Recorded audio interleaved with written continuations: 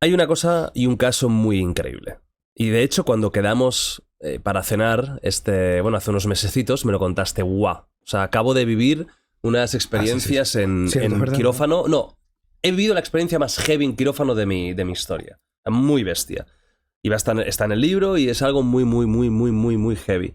Ya hablamos un poquito por encima, en el anterior podcast, de cómo, estimulando ciertas partes, hay pacientes que tienen una sensación extracorpórea. La típica de viaje astral. Exacto. Tal cual, ¿eh? Sí, sí, sí. Sales de tu cuerpo y lo ves desde arriba. Vale, pues cuenta lo que pasó. Vamos a hablar de esto y de este caso en concreto, que es brutal. Y explicamos un poquito, ¿no? ¿Qué pasó? ¿Qué puede ser? ¿Por qué? Etcétera. Sí. El tumor era un glioma bajo grado, derecho, en el precuneus. El precuneus es la parte del lóbulo parietal que está más arriba y hacia el medio. Esa es la zona probablemente, junto con el cíngulo posterior, la zona más interconectada de todo el cerebro, la que más. Por ahí pasa, todas las autopistas, todas las conexiones pasan por ahí. Entonces sabemos que es una zona compleja, primero porque hay muy pocos tumores en ese área, entonces no te permite estar acostumbrado a tratar con esa función. ¿Sabéis por qué hay pocos ahí? No tenéis ni idea. No sabemos. Curioso. No tiene ninguna explicación, al menos no lo entendemos. Entonces, bueno, vamos a operar sabiendo que es una zona de mucha funcionalidad. Hicimos el mapa de la superficie con zonas críticas de emociones, del self-awareness todo el tiempo, el concepto de sí mismo, le vamos pidiendo que se valore a sí mismo y demás. Entonces, había bastante plasticidad, estaba quitando el tumor bien.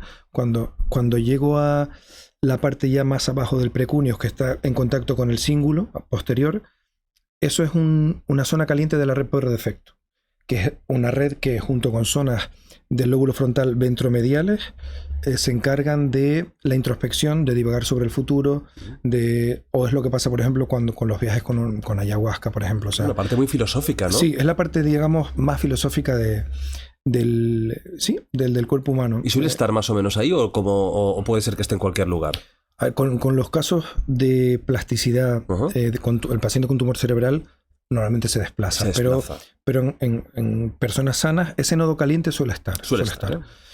Y claro, cuando me voy acercando ya al cíngulo posterior, ya es el momento de pedir el estimulador. Normalmente voy con una espátula y aspirando. Cuando ya me voy acercando, normalmente aviso a Natalia, la neuropsicóloga, entonces ya el instrumentista me da el estimulador y ya voy comprobando mientras aspiro. Si me da negativo, aspiro, si no pasa nada. Entonces ahí el paciente estaba haciendo tareas de reconocer emociones y tareas de predecir comportamientos sociales. Se le ponen unas situaciones sociales y tiene que predecir por el cíngulo. Que le poníais unas caras, ¿no? Para lo de las emociones. Para las caras. Hay una cara como enfadada. ¿Cómo está esta persona? ¿Qué emoción tiene? ¿Qué emoción siente? Y luego automáticamente le pedimos que se evalúe a sí mismo. ¿Cuánto de seguro estás de lo que estás diciendo? Así hacemos un poco de monitorización del self. Pues ya me acercaba al final, había quitado casi todo el tumor, estaba en la parte final, estimulo. Claro, al estimular el paciente no responde. Lo normal cuando pasa eso es que el paciente pues no ha podido hacer la tarea o ya empieza a estar más cansado y demás. Entonces me dice Natalia, el paciente se ha desconectado, ¿no? Digo, ¿pero qué ha pasado? Y me dice, bueno, está mirándome, pero está desconectado, como una crisis de ausencia, ¿no? De pronto, eso os pasa a veces. Puede pasar. Entonces, claro, yo no estimulo más de 5 segundos nunca, para evitar una crisis epiléptica. Entonces, pasamos un ratito, 3 minutos, ya puede pasar, pero ya un poco mosqueado, ¿sabes? No te quedas tranquilo. En esos 3 minutos no haces absolutamente nada, entonces estás observando, monitoreando, ¿no? Pongo suero congelado por si es una crisis, espero a que pase, y no aspiro tumor, sino estoy pendiente de que recupere la atención. Entonces, podría haber no tenido ninguna vivencia extraña, pero sí que toqué ya algo muy crítico para el funcionamiento. Porque el cíngulo posterior es como un portal por el que pasan muchas redes. Desde la memoria autobiográfica hasta la red que te permite enfocarte en una tarea, que es la ejecutiva central, o la red por defecto, ¿no? Esas 3 redes pasan por ahí. Entonces, cuando el paciente entró en sí, Natalia me dice, no, ya está recuperando, está bien. Le digo, haz un contagio del 1 al 10 para que vaya entrando en sí. Y cuando le pregunté, ¿qué sentiste? ¿Qué te pasó? ¿No? ¿Qué sentiste? Sí, ¿qué te pasó? Porque esa fue una locura. O sea, y nos dijo literalmente, como está escrito en el libro, sentí que salí de mí y mi conciencia pasó a estar en un muñeco gigante de madera. Esto es en medio de una persona que no tenía antecedentes psiquiátricos ni antecedentes de alucinatorios, que podría pasar por el tumor, de nada. Y yo te juro que estuve como un minuto, porque uno es un ser humano, o sea, cuando te dicen eso, impresiona, claro. ¿Sabes? Y le pregunté, ¿pero qué sentiste? Y le dije, ¿pero te sentías tú? ¿Eras consciente de ti? ¿O era que simplemente viste un muñeco de madera? Y me dijo, no, sentí que era yo, pero que estaba dentro de un muñeco de madera, en el aire flotando, ¿no? Vale. Pero en el aire, en el quirófano. Sí, en el quirófano. O sea, estaba en un se había convertido en un muñeco de madera por el aire flotando y os estaba viendo y se estaba... Ahí no refirió si nos estaba viendo o no. Simplemente que estaba en el aire flotando. No. Vale. Que salió de sí mismo y que era un muñeco de madera gigante. Entonces, obviamente, ya sé que ahí pasa algo. Entonces, esa zona no la toco más, no aspiro más, pongo una banderita, o sea, pongo la flag y voy un poquito más arriba para ver si puedo quitar algo de tumor. Empiezo a aspirar y ya quedaría el 5% del tumor aproximadamente. Entonces vuelvo a estimular y vuelve a pasar lo mismo. 5 segundos, me dice Natalia, no, lo he vuelto a perder. Natalia me dice, ¿estimulaste el mismo sitio? Digo, no, estaba más arriba. 3 minutos para que recuperara la conciencia, la atención. Pero en esos 3 minutos, esperando, el anestesista me dice, le ha empezado a subir la frecuencia cardíaca y llegó una taquicardia de hasta casi 200 latidos por minuto. ¡Hostia!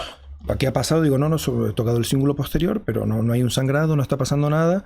Y automáticamente al minuto le baja la frecuencia cardíaca normal. Ya la tenía en 60, 65. Cuando el tipo se despertó, quiero decir, recobró la atención y empezamos a hablar con él. Porque él estaba con los ojos abiertos en otro mundo. Todo el tiempo abierto, todo el tiempo abierto. Entonces, esta es la primera vez que alguien me pregunta si yo he estimulado. Entonces, él me preguntó, ¿estimulaste el cerebro? ¿Estimulaste? Digo, ¿por qué? Y me dijo, porque me ha vuelto a pasar algo parecido. Y además me preguntó, ¿cuánto tiempo estimulaste? Digo, 5 segundos, como siempre. Y ahí nos contó esto. Nos dijo, me sentí igual que antes, que salí del cuerpo y me metí en una especie de vacío, como si fuera un agujero negro, pero que realmente iba atravesando plantas del hospital, como si fuera atravesando el suelo, como... Y le dije, pero ¿y qué pasó, no? Me dijo, es que empecé a sentir angustia porque lo he vivido como si hubiera durado 20 minutos. O sea, después de esos 5 segundos, o sea, en ese momento de los 5 segundos, por algún motivo, no hay ningún caso escrito en la literatura sobre esto, por alguna razón se le distorsionó la percepción temporal. Y estuvo 20 minutos viviendo esa sensación, cuando fueron 5. Explicación para esto, lo he comentado con Guillaume Herbet, el neuropsicólogo de Dufo, y con Dufo no tenemos explicación.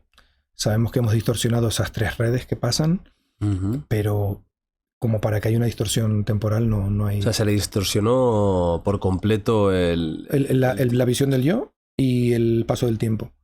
Y él veía que iba bajando planta por planta. A mucha velocidad, y que eso le había angustiado, porque sentía que no paraba, que no podía parar, que no podía hacer nada.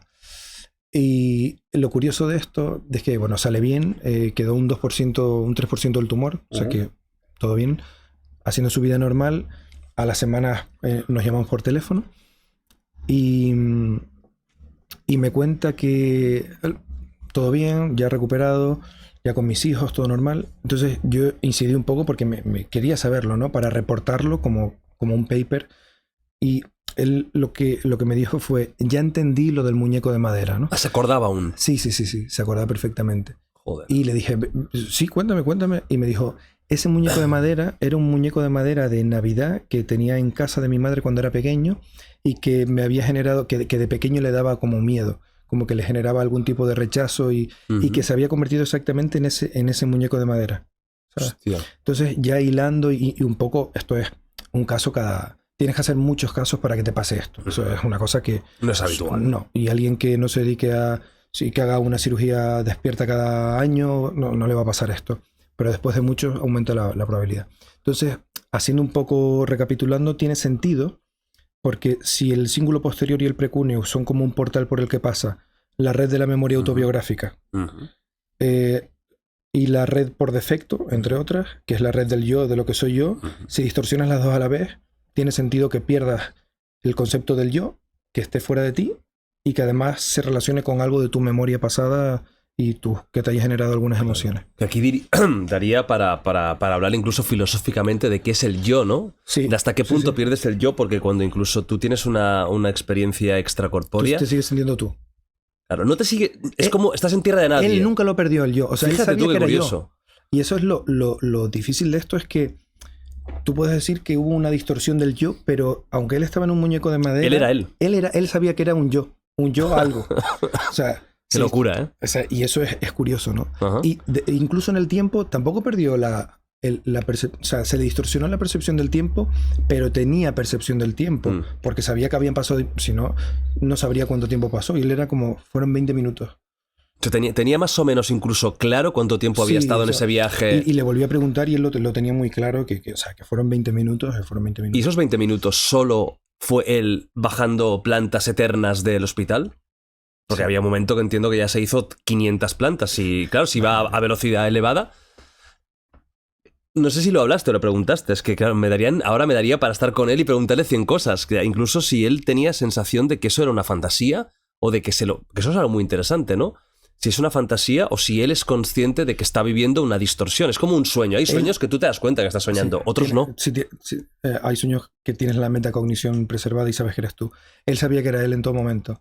Él lo que me contó es que en 20 minutos le dio tiempo para reflexionar lo que estaba pasando y que incluso tenía la memoria de que anteriormente le había pasado algo parecido. O sea, él sabía que estaba operándose. Sí, y por eso sintió la angustia de que no podía hacer nada y era como, claro, estás allí, no podía hacer nada. Después le hice otras preguntas que no puse en el libro porque ya... Pero claro, tienes un caso así, quieres saber qué pasa, quieres entender el cerebro. Pero él sí sabía que era él y en todo momento entendía que era una alucinación. Él entendía que era una alucinación, ¿eh? Pero lo estaba viviendo, él sabía que el yo era el yo y que... También luego le preguntas que antes de empezar a atravesar como esas plantas del hospital, cómo se vio fuera y no... O sea, lo que concuerda con otros casos parecidos que están descritos de hace muchos años en casos de cirugías, que no... Él dice que sí se vio fuera, pero que no podría definir exactamente cómo estaba el quirófano, como que es una ilusión, o sea, que no puede, que no es que tuviera la visión fuera. Vale, o sea, hay otros casos que sí, que hay gente que relata exactamente, ¿no? Yo estoy arriba y estoy viendo cómo uno me opera, me estoy viendo a mí, eso hay casos que se han dado, ¿no? De hecho hay unos cuantos casos, pero así antiguos hay 2 o 3. Recuerdo uno que reportó Penfield, creo, que es uno de los pioneros en hacer cirugía despierta, que la señora, en este mismo región del cerebro, que la señora sintió que su pierna estaba al otro lado de la habitación del quirófano. Hostia. O sea, que se distorsiona el yo, pero ahí ya no es el yo filosófico, sino el yo físico, ¿no? El yo físico. Corpóreo. Sí. Ostras. Entonces que ahí está todo almacenado, porque ahí también está la percepción del yo físico. Pero que no está en una zona concreta, o sea, son flujos de información que interrumpe.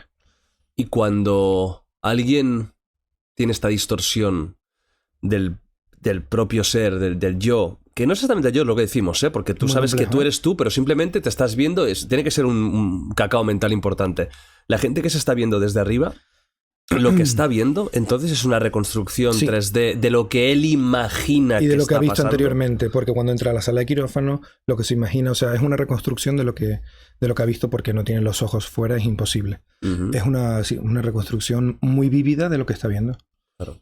Pues claro, hay gente, ya sabes, ¿no? Que hay gente que cree en estas cosas, pero no desde un punto de vista científico, sino desde un punto de vista espiritual, y que ellos dicen que realmente han salido del cuerpo y que veían lo que estaba pasando en directo. Eso es imposible. Es imposible. O sea, todo, de hecho, cada vez que estudio, sé que sé menos, pero también sé que hay menos hueco para el esoterismo y lo espiritual. Y lo espiritual. Pero sí que hay otras cosas que me parecen que tienen sentido, que son este tipo de viajes que se experimentan con la ayahuasca o con la psilocibina, ¿sabes? Todos generan alteraciones en la red por defecto. La red por defecto generan alteraciones parecidas a las que hay en el sueño REM, por ejemplo. O sea que todo está relacionado y bueno, se va sabiendo más sobre las drogas alucinógenas. Sí, o sea que el DMT, famoso DMT, afecta a la red por defecto. Esa misma red, que es la red del yo, de la conciencia, un poco la más filosófica, ¿no? La más de darle vueltas a las cosas. Sí, y se apagan otras. O sea, ya no es solo la red por defecto, sino estamos en el punto de entender cómo se relaciona la red por defecto de la red